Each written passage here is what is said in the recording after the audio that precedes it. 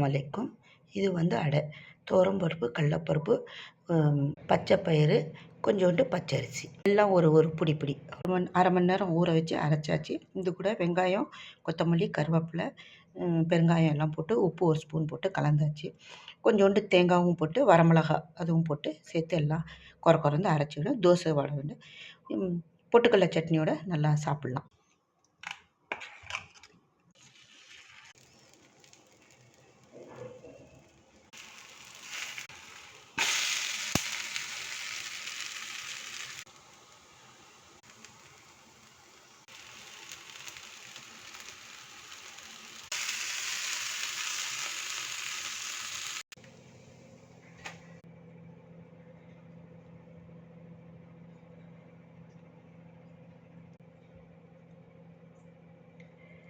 முடிஞ்சிருச்சு தோசை.